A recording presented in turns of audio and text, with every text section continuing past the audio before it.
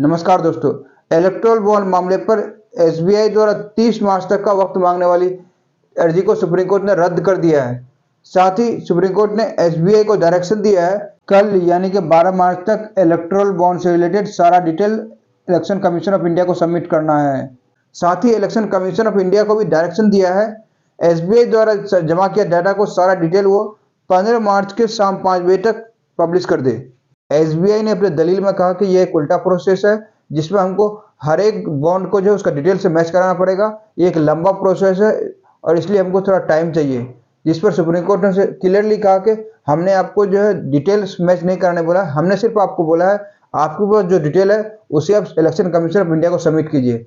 आपको सिर्फ हम अपना जजमेंट फॉलो करने के लिए कर रहे हैं। साथ ही सुप्रीम कोर्ट ने कहा एसबीआई हमारे सामने है, उन्होंने 26 दिन में क्या किया उसका भी डिटेल होना चाहिए।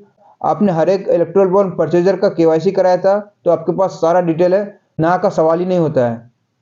जिस पर बैंक ने कहा कि नो डाउट हमारे पास सारा डिटेल है, बट उसको रिलेट करने के लिए कौन परचेजर उसका थोड़ा टाइम लगता है। इसके लिए chief justice of India DY Chandrachud की अध्यक्षता वाली 5 जजों की बेंच ने वहीं दूसरी अर्जी जिसमें इलेक्टोरल बॉन्ड पर सुप्रीम कोर्ट के फैसले को नहीं मानने पर एसबीआई के खिलाफ कंटेम्प्ट ऑफ कोर्ट का केस चलाने की अर्जी को सुप्रीम कोर्ट ने फिलहाल रोक दिया है। लेकिन सुप्रीम कोर्ट ने इसके रिगार्डिंग बैंक को नोटिस भेज दिया जिसमें कहा है अगर एसबीआई आज के अगर जजमेंट को फॉलो नहीं करती है तो एसबीआई के खिलाफ कंटेम्प्ट ऑफ कोर्ट का केस चलेगा। आइए हम समझते हैं पूरा मामला क्या है। आपको मालूम हो कि 15 फरवरी को सुप्रीम कोर्ट ने इलेक्टोरल बॉन्ड को रद्द कर दिया था अपने फैसले में।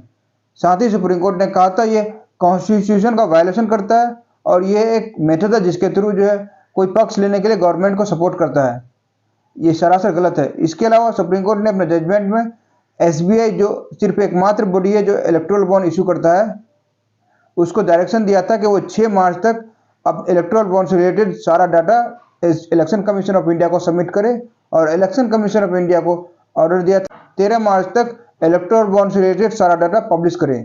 इसके बाद लास्ट डेट से 2 दिन पहले यानी कि 4 मार्च को एसबीआई सुप्रीम कोर्ट में एक पिटीशन दायर करता है और इसमें दलील देता है कि इनका डाटा जो है इलेक्टोरल बॉन्ड से रिलेटेड डाटा पूरे ऑल ओवर इंडिया में फैला हुआ हर एक ब्रांच में और वहां से कलेक्ट करने के लिए और उसको डिकोड करने के लिए टाइम चाहिए होता है, इसलिए कम से कम 30 जून तक का टाइम दिया जाए। सुप्रीम कोर्ट ने इस अर्जी को 11 मार्च का टाइम देता है सुनवाई के लिए।